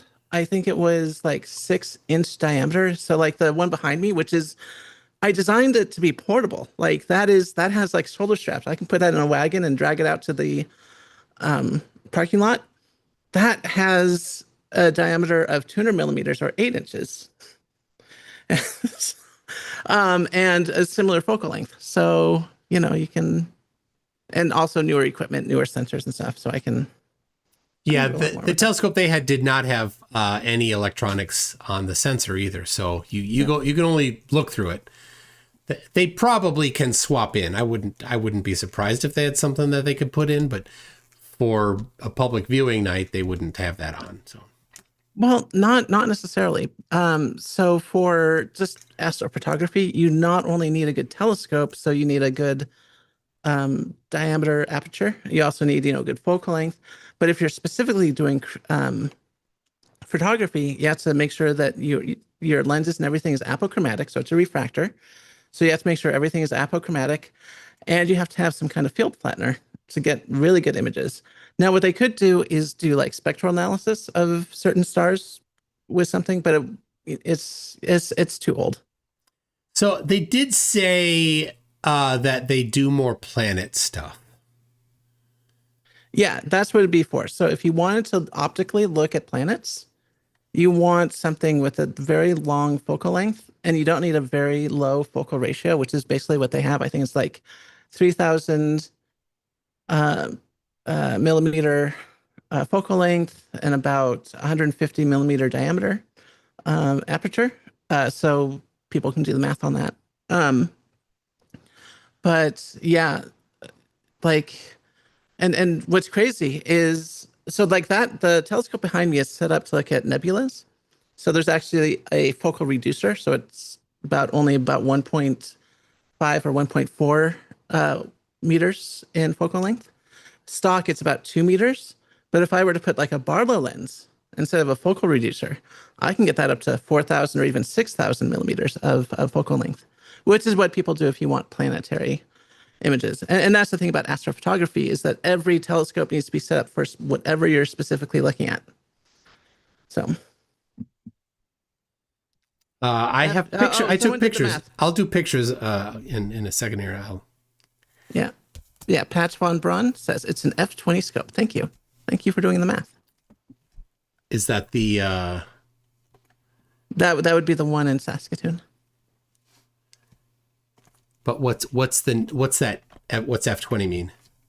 Oh, focal. That's the ratio between the focal length and the diameter of the aperture. So it's Okay. So the focal length is 20 times longer than the aperture, Okay. which basically means that it's a you can only see it to see very bright objects like planets. Okay. Well, makes sense. So, That is what they said. yeah. Okay. I did get some pictures of it. So let me, let's grab them quick. They did not want me to take pictures in the because people were looking at it, so I took a picture. All right, here is outside. Of course, this is a clock. Globe geometry is used to make the clock.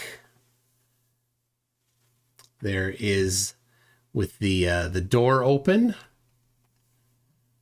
They had some stuff inside, pretty good stuff. I'll kind of spin through these a little quickly here, explaining how eclipses work. Of course, these work for the globe. Flat earthers have no explanations. This was in the basement. I don't know. What do you call this thing? I can't see what you're looking at right now. Okay, hold on. I can share it. One second. Your stream will catch up. One second. Okay. Oh. So that's the celestial sphere. So you're looking at the outside of the celestial sphere. Right, and then here's the picture that I took of the inside of the telescope there, and of course that was a flash, and the guy's holding up his hand because he's about to look into it. So he's like, "Oh, don't do that." Yeah. So, generally speaking, if you shine a light or a flash when people are doing astronomy, we were dealing with these uncivilized Canadians that don't carry guns or anything. But if you were to do that in America, you might get shot.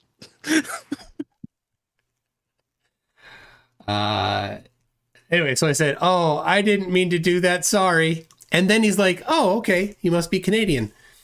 Yep. Anyway, there you go. There's the telescope on the side. There's that the aiming telescope. It looks like there's two others on there. That might make sense. I don't know. You did not go up there. The line was a little long. The line was long, and as I sort of pointed out already, I have better telescopes to look through here. So if I did not have better telescopes here, I would have been very upset. I didn't get a chance to do that one. But and they were I think they were looking at Arcturus. They were. Yeah. So it's like, okay, you see a point of light in the sky. They could have shown, oh my gosh, when I'm visually looking at stars, especially in the summertime, I like to point at Alberio. Do you know what that one is? I don't. Alberio is a double star, but one is deep red and the other one is very blue. And you can see them right next to each other. And it is so striking. Would it be striking to a colorblind guy? Yes. Really? Because they're on the opposite side of the I suppose, spectrum. yeah, red and blue. I can see red, that. It's not red-green, yeah. So unless you can't tell blue and red apart. Yeah, I can, yeah. So that'd be cool. Yes. Yeah. All right. Tim McAfee says, "Were your photos from Antarctica geotagged/georeferenced, or Will's or Dave's?" I took some that were on my phone. So my phone had the GPS on, and they were included in the EXIF information, the location. So I don't know if I've made those easy to find, but that's a good point. I should do that. So I will work on getting the photos that I took that have GPS location in them, probably on Flurf Wiki, and then have it just be a downloadable zip file, because typically, it'll be a zip file, because typically when you run photos through some services, it strips the EXIF information so that you're not being doxxed. So All right. I see Spin says, if Sirius knew what Mikey was doing to it, my oh my. Yep. Poor Sirius. Didn't do anything wrong. Man, we've got this egos beware in here is pretty mean. What's he saying? He says, I don't know, something to the grumpy old mechanic. Buddy, no one understands how it works. Can you explain how you analyze the light from an object trillions of miles away? Well, that's a great question for you. Yeah, we actually went over that. There was a previous live stream that I was on where we talked about the way that you analyze light from stars that are millions of miles away. So it turns out that all the light you get is in a spectrum, and you can use something like a prism or a diffraction grating to split up that light. And now you can see what created that light and what's blocking that light. So you can now see what elements are that make up the star. It's truly amazing. There you go. It's called spectroscopy, and it does not require a container. And egos beware would have a response of nuh-uh. To which I would say I have several books that say uh-huh. And confirming, and also confirming evidence, right? So it's not just uh-huh. It's not just it's written in a book. It's we have on Earth determined the spectrum of different elements at different temperatures. And then we look at stars and we see the same spectrum as we see here on Earth. That informs us. And if all you have is, well, it could be something else, that's not evidence, and that's not a refutation. Yep. And the reason why we call helium helium is because we first spotted it from the spectrum coming from the sun, Helios. Yeah. And that is, some people are saying that's Dick Wayne. It certainly could be. And if it is Dick Wayne, then he gets Whack-A-Troll. Let me check. Remember, Dick Wayne, if you want to get your messages through without Whack-A-Troll, where I would at least tell people not to block you. Here is the current tally. $160. So you just need to bribe me. You need to beat $160, Dick Wayne. So just shoot that over. CashApp MCToon, just $ MCToon is it. So there you go. Yep. So how do we isolate light from millions of miles away? Good question. We point a telescope at it. It hits a very select number of pixels, and we can see exactly what pixels those are hitting, and it works like magic. It's fantastic. It's exactly how your cameras and your eyes work. It's not actually magic. Don't confuse them with that. Okay. It works. It's like magic. Very predictably with excellent understanding of why it's happening. Well, as far as I'm concerned, light is still fairly mysterious. I think we had a talk with a physicist while we were in Regina about the fact that light is still one of those things that we need to understand a bit further. So. Yeah. But we understand enough that we can analyze it and we can figure out what elements are in different stars. Man, we got a couple trolls lurking today. So, well. Heads beware. Yeah. Anyway. Mr. Hold on a second. Mr. E-Man says #no Dick Wayne for 5 Australian, and I will convert that 1-to-1 to US dollars. Mr. E Man. There we go. It's getting more expensive there, Dicky Poo. 165. Anyway, I don't know. Is there any more? Any more to say? Yeah. So, most of the people coming around to Mikey were people at nightclubs, but they were mostly like STEM students who knew Mikey might not have the same background as them. So they were very interested. There were a few times while we were there that people were very interested in talking to someone who maybe sort of had a background at NASA.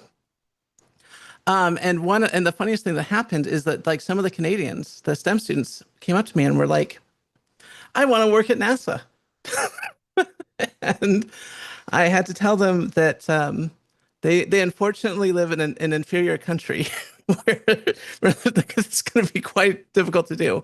But the Canadian Space Agency is, of course, looking for brave Canadians to help them out. So that was very funny. Yeah. The guy specifically asked you. He's in college. He's specifically asking you for a recommendation, like to work at NASA. Yeah. As a Canadian citizen. Random Canadian citizen met on the street in front of a nightclub. Yep. Like, I don't know if I could put my name in behind you yet. Yes. Move to our superior country and live here for 3 years, and then you can maybe get a work for NASA. So all right. So Holy Hand Grenade. We're not dissing the telescope there. It's just, it's a good one for its purpose, and is plenty fine for what it's used for. So. So if you're a student or if you're the public and you want to actually view the planets, that is an excellent telescope. Excellent. But even at the, because I once in a while have done stuff at the Lick Observatory, even theirs aren't necessarily as good as the stuff I have back here for a lot of stuff. So telescopes have just gotten a lot better in the past 10 years, mostly due to cell phones. So your cell phone has a CMOS sensor in the back here. And of course, all the companies are trying to make those as awesome as possible, which is one of the reasons why cell phone pictures look so good. Another one is software processing. But because all that technology has gone into these cell phone CMOS sensors, you can then apply that to astronomical gear and just do some amazing things nowadays that you couldn't do 10 years ago. And so anything older than 10 years is kind of outdated right now, even though telescopes typically don't change that much, over time.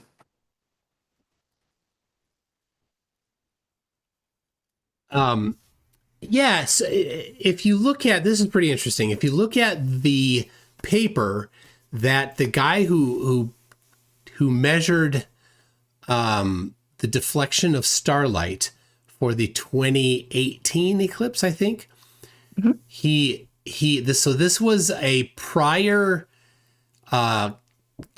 sensor technology to what we have now. So there's been, since 2018, a full overhauling of the sensor technology. And so he was in 2024 excited because of the new sensor technology. But even in 2018, the way that he did the measurements of the deflection of starlight was so much more precise than any of the prior measurements of the deflection of starlight. So this goes back to 1919 with Eddington measuring the deflection of starlight during the eclipse that year. And the many times that they did it up until 1972 was the final one where they tried to take pictures of it. The reality is that photography didn't change a whole lot from 1919 to 1972 and even for several years after that. But once digital photos started taking off, that technology just skyrocketed, and it's still getting better. So the way, if you really want a fantastic treatment of how to control for confounding variables, the stuff he did in there is amazing. And part of it is, and you mentioned it before. What do you see? What did a flat something? Flats like the. Field flattener. Field flattener, yep. So that's because the wavefront of the light coming out of the telescope isn't flat. Normally, it's curved, and so it hits the if you have a flat sensor, it hits the flat sensor in a distorted way. So you need to know a little bit of information about how that camera works. Now, normally when you take a photograph of something in wildlife, you don't know these things. There's slightly shifting things. You don't care. But when you're trying to measure the very specific, distinct deflection of starlight, 1 or 2 pixels is the kinds of things that you're measuring. So he actually did a whole bunch of geometry to correct for that. Yep. Exactly. So, yeah, no, I'm not trying to diss the Saskatoon Observatory. It's fantastic, and it's perfect for students, and it's great for the public that want to look. And that telescope is perfect for looking at planets. It is fantastic. The people there are nice, and it has a dome, which is just super awesome. So, and it's a piece of history. It's fun. It's a fun telescope. Yep. So, PT Tony says poor Dyson was lead author on that paper, but everyone calls it Eddington's experiment. Yes, that's correct. And hold on, I got my bookshelf up and I like it. These 2 books here, I highly recommend the second one. So I've read both of these. You've got Proving Einstein Right by S. James Gates Jr. and Kathy Pelletier. Don't know how to pronounce it for sure. This one I've read twice. No Shadow of a Doubt by Daniel Kinnefick.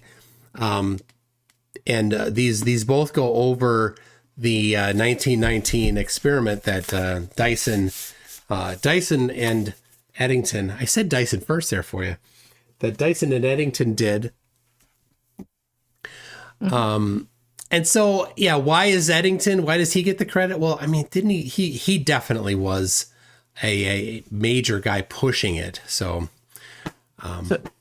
do you think one day we will have the technology to create an Edison sphere around the Earth or around the sun so we can collect all the energy? An Eddington sphere around the Earth? Yes. Yes. Instead of a Dyson sphere? Yeah. Well, I have a sphere on my Dyson vacuum. Oh, is that it must be the same Dyson who wrote that paper. Probably. That runs the vacuum. Yep. Scotty Orange says, light always travels in a straight line. Space is what is curved. Indeed. God Oblate Spheroid says, nothing to worry about unless you threaten to tariff us. Us Americans threaten to tariff Canadians? We would never. That is... That's never happened. That's no. Okay, let me. I apologize to all Canadians for the tariffs. I think there was like some new 50% tariffs going out today or something. It's I am so sorry. I have no control over this guy. Stuff like that is. Yeah. I think that's all just posturing. That's not. Yeah. That's. All right. Let me. So Rossi says for $10 #No Dick Wayne. Thank you very much for that. Holy Hand Grenade for $5 Canadian. This is #No Dick. And then very generously, Jim Daniels says for $50 US dollarinos, No Dick Wayne is now trending on MCToon Live. So, hold on. The animation. Let me get over here. I forgot to watch. Here we go. All right, not terrible. It could be better, but the light cycle brings it in.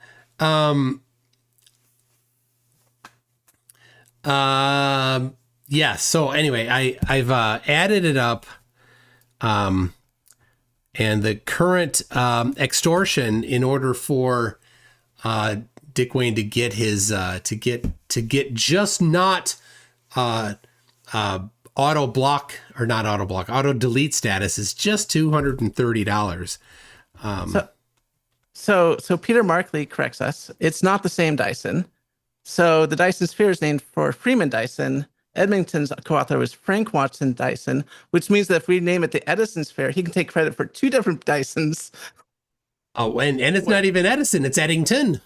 Eddington, yes. Let's call it Edison and really screw things up. Yes. Love it. But both Freeman Dyson and what was the other guy? Peter says it was Frank Watson Dyson. Yes, and Frank Watson Dyson both co-invented the vacuum that I use. Yes. There we go. I am terrible with names. Don't shoot me. The names are regularly covered in these books. I'm serious. I absolutely love this. Now when I say read this books, I listen to these books while driving. And so twice I've listened to them while going on trips with my family, and they put up with me. It's basically it. I'm like, hey, what do we want to watch? And they're like, oh, I don't care. All right, let's go. We're going to watch this. We're going to read this a third time. They're like, oh, I'm going to put my earbuds in. Well, if people are looking for stuff to read, I still recommend Project Hail Mary. Oh, I finished that on the way home. Oh, did you like the ending? Spectacular book. Absolutely loved it. There's a bunch of really interesting stuff in the book that was not in the movie that I really liked, especially the me burgers. As soon as he said it, I knew exactly what he meant. Yep. That was You'll have to read the book to see what we're talking about or listen to it. There's so much detail in the book. There's no way that stuff was going to make it into the movie. You just can't. Yeah, they sort of jump cut to Eridani and the happy ending. So yeah. So don't spoil it, but yeah. Watch the movie or read the book first. I guess I haven't seen the movie yet, so now we're gonna see the movie. Yeah, Swords Ed says I love Project Hail Mary, me burgers. Yum. Yep, exactly. We have PhD Tony saying this is like integral transforms. Heaviside discovered integral transforms. So they named them after Laplace, and Heaviside got a stupid step function. Nice. When flatties and relativity deniers are like, Einstein stole all the math, like, you guys don't know how math works. You don't steal math. Somebody figured out some math thing. You use it today. If you use the Pythagorean theorem, should somebody accuse you of stealing the Pythagorean theorem? No. It's so dumb. So a lot of people came before Einstein laying down the linear algebra and the vector calculus so he can do all the tensor math that he did. He just applied it. I mean, that's how math works. He used calculus. He stole it from Newton. Damn Newton. Yes, that is exactly how things work. Yeah. Right now, I'm trying to steal a bunch of math related to machine learning. So right now, I'm sort of wrapping my head around gradient descent, which is an interesting topic. So I also learned that I was taught linear algebra completely wrong. So you were my linear algebra teacher introduced matrices and said, this is a rotation matrix. This is a, identity matrix. And, the math just sort of works, and it's like, it's really cool. And it's like, okay, cool. You can multiply a vector by a matrix. And you can rotate the vector and do all this fun stuff. The matrices actually mean things in physical space. So the matrices define the X and Y axes, essentially. So if you have if you remember your identity matrix and you're working on a 2x2, you have a 1 and a 1, and a 0 and a 0 on the bottom left and bottom right, and or top right, I mean, and those represent 1x, right, a unit vector in the x direction and a unit vector in the y direction. Okay. And if you want to say double, if you want to scale something up, you can make it 2 and 2, right? And now if you multiply a vector by that, it'll become twice as long. Because now the unit vector is twice as long define the space, the vector space. And the same thing, if you rotate that unit vector, you rotate everything on it. That makes sense. So you're actually performing basic geometry, but that was not explained to me. And I'm so upset that I had to go back on a whim to read about linear algebra, which I thought was just going to be a quick review, to find out that my linear algebra teacher was terrible at her job. Oh. Anyway, I was probably not no better than my linear algebra teacher saying that. I need. We won't tell her. The graph, yeah. All of my linear algebra, that stuff is long gone. Didn't need it a whole lot. Turns out when writing email filtering software, you will need it now that email filtering is going to be done with machine learning. Okay. Yep. Will I? You will, because you're going to want to train, right? You're going to want to know what. Oh, I've already trained. I'm way past that. I've done all that. Trained a model, had it identify, right? Okay. It's really good at identifying. Yep. Like way better than the other stuff, but it's so much slower, so much more heavyweight. So that's the trade-off. This one, I love this. The Gorn Captain says a great book by Mikey Smith is The Pleasure of Not Finding Things Out, proving Feynman wrong. If you're familiar with Feynman, he has books. He didn't really write any books, but it's attributed to him of the book The Pleasure of Finding Things Out, or it is a book. Yeah, I have it. So Feynman is a character. He was big into lockpicking back before lock sport was a thing. Yeah. But he was also at the time working at the government doing research on the atomic bomb, and he would pick locks there and freak everyone out. Yeah. He was a troublemaker. I liked him. Unfornicated, right in front of my face, says, Mikey claims every Glober lies about everything, only he tells the truth. But Mikey told his chat that he was folding flyers and talking to Joanne when he got pulled over. Mikey lies. Also, hashtag no dick zone. So we learned something really interesting while we were in Canada. So what happens if you are in Parliament and you accuse your opponent of lying? You get in trouble. Mm-hmm. And just a second, I want to get this. We toured the government, the legislative building. They'll take you out and they will fine you for every day that you do not apologize. Yep. That is the most Canadian thing ever. Yep. And Mikey, so if there's one thing I wish I could explain to Mikey, is that people can disagree and not be liars. Like, you can honestly believe something that's not true. And so even if we concede that the earth is flat, right? Which I don't think it is, but if we were to say that's the case, you can have someone who thinks it's a sphere, they think it's a sphere, and not be a liar, because that's what they truly believe.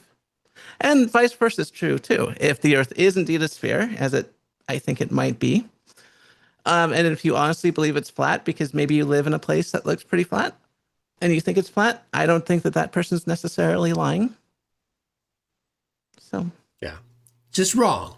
You can be wrong. Just wrong. Just very, very, pretty wrong. And we all get things wrong. So everybody can drop our egos and just go do what my wife sometimes accuses me of, thinking that I always need to be right. I do think I always need to be right. If I ever find out I'm wrong, I'm going to change my opinion. So that you're always right again. That's right. Who doesn't want to be right all the time? I don't know. I suppose some people don't want to be right. Flat earthers. If you really want to check on your ego, go into a career path where you do actual research. You will find that you are wrong about 50 or more % of the time on your guesses. And other people are going to point that out to you. And so you are going to love being corrected because it puts you on the better path. Most people are not in careers where they actively are putting out hypotheses and guesses. I am lucky enough to do that. And yes, believe me, I am told I am wrong a lot, and it's very helpful. So, but I remember being a teenager. People told me I was wrong. I would get defensive. That you just have to have to grow out of that if you are doing any real science. So. Yeah. Just go get right again. Yep. All right. Well, tomorrow I'm debating Sean Welneck on FTFE's channel, and then probably tomorrow night I'll do something. We'll see. I have challenged a flatty. He'll probably be scared. And then Thursday is the SpaceX Starship Launch 13. Probably watch that live. So that's what's coming up this week. That's it. Kaylin, it was a fun trip. The family was happy to join you and the other guests that were there in Regina and see all of the things to see. Yeah. So, a holy hand grenade. I was talking to him, and I was saying how happy and amazing Regina is. No cap. Like, it's an amazing place, and it's the most Canadian place I've been to, and the most fun I've ever had in Canada. And he looks at me and he says, "Oh, because this is your first time in Canada." It's like, no, I've been, to Victoria. I've been to Victoria. I've been to British Columbia, all over British Columbia. I've been to, Ontario. I've been to even Montreal. I've been to French Canada. But the most fun and the most interesting part of Canada, for sure, was Regina. And when I flew in, this is really funny. So the border patrol, the border guard, the customs agent was like, "Why are you visiting Regina?" And I'm like, "I'm here on vacation. I'm a tourist." And they're like, "No, you're not." I'm like, "Yes, I am." And they hassled me for like a few minutes. And they're like, "Do you know anyone here? Come on, be honest." I'm like, "Well, I know this guy, Mikey Smith." And he's like, "There you go. Now you're in." So Mikey Smith got me into Regina. They did not believe. That's great. They did not believe anyone would go to Regina to tour. And we heard that a lot. We would go around and we'd tell people, "Oh yeah, we're from America or the USA. And we're here on vacation." And people would look at us and be like, "You're here on vacation?" So, and people are like, "You got to go to Saskatoon. It's great there." And so I looked up what to do in Saskatoon. I couldn't find anything hardly. There's not nearly as many things. Yeah, Saskatoon is happening. I don't think there was any nightclubs or anything, but it depends on in Regina. There's no nightclubs in Regina. Yeah. Yeah. Sorry. Yeah, there's no nightclubs in Regina. It depends what you think a vacation is. If you're the type of person that goes to Disneyland, right, and just spends their time at Disneyland, Regina is probably not for you. If you're the type of person that goes on vacation and goes to the beach the whole time and reads a book, probably no, Regina is not for you. And also, if you are the type of person that wants to go to a place and just get hammered for a week long, Regina is not for you. Well, honestly, you can buy booze almost anywhere. So true. Supposedly, there is gambling. We did see a few gambling machines. Yes. in Regina, and we saw a few people on drugs. And so if that's your thing too, I mean, I had not seen until March. I had not seen anybody in Minneapolis folded over doing the fentanyl thing.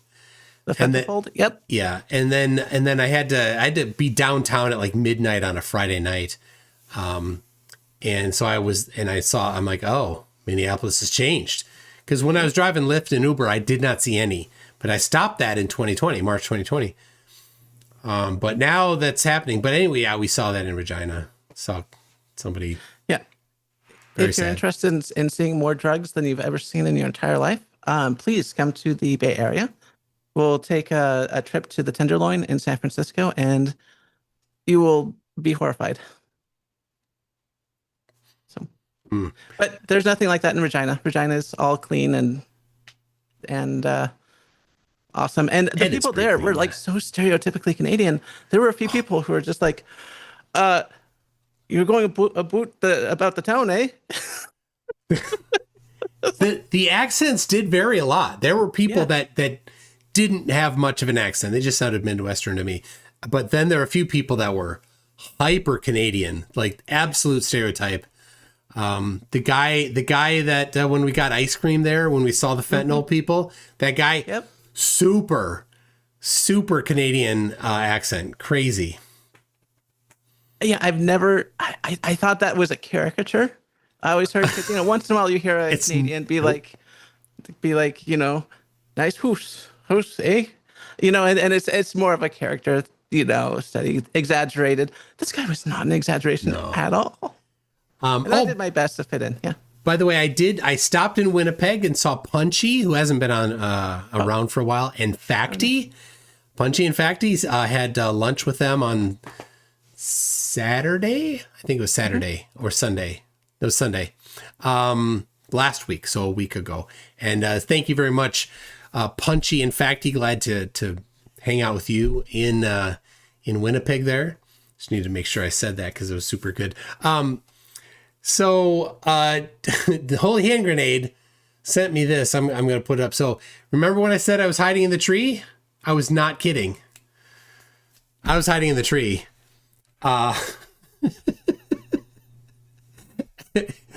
So apparently, Holy Hand Grenade got a picture of me hiding in the tree. So there you go.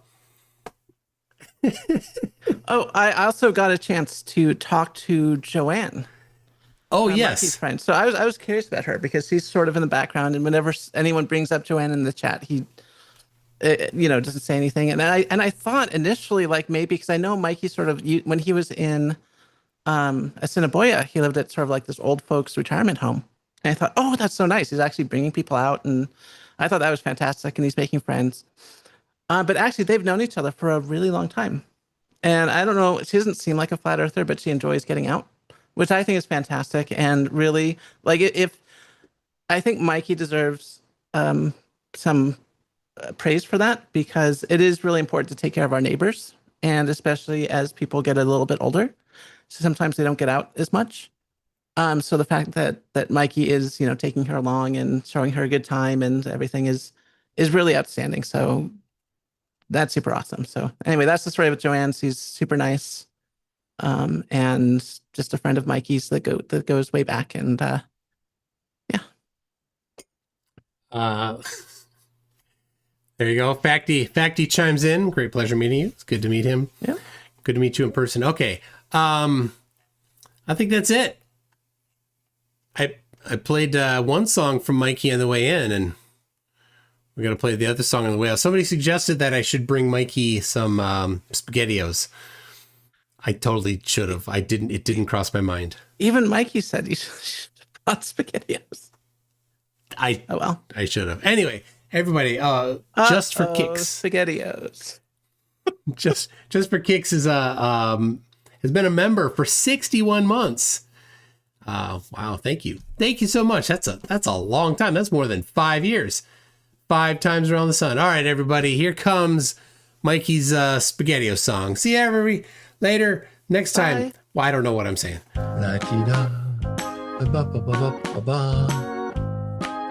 Yes, it is kind of interesting. SpaghettiOs. Do, do, do.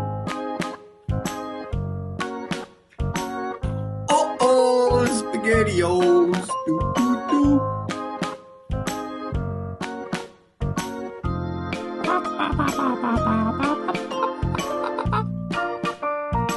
It's a little cold out tonight or this afternoon. Do, do, do, do, do, do. Mashed potatoes. Mashed potatoes. Mashed potatoes. SpaghettiOs. Do, do, do.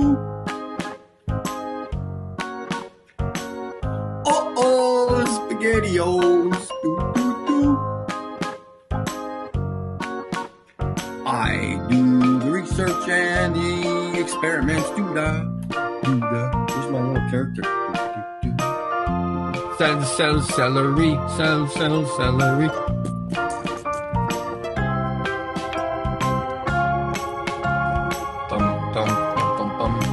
La la la la la la la la la.